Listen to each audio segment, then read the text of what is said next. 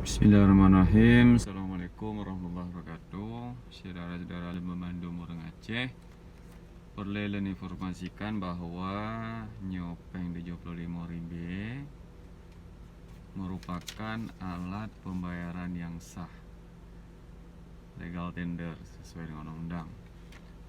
Nah, perlu informasikan bahwa kepada rakan-rakan mandum menyenangnya terima pengo bagi pedagang hanya masalah terima mentang karena memangnya memiliki alat pembayaran yang sah.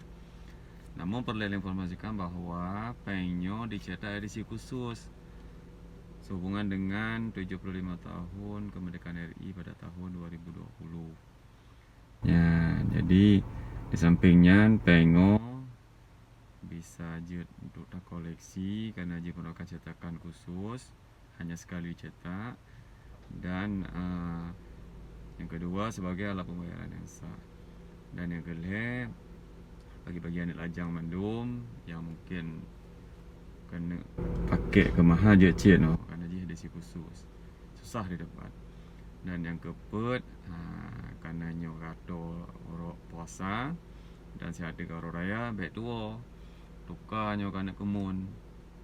Ada kemun pasti galak kan apa yang baru lah, banyak edisi khusus lah. Jadi insyaAllah lupa. Terima kasih. Assalamualaikum warahmatullahi wabarakatuh.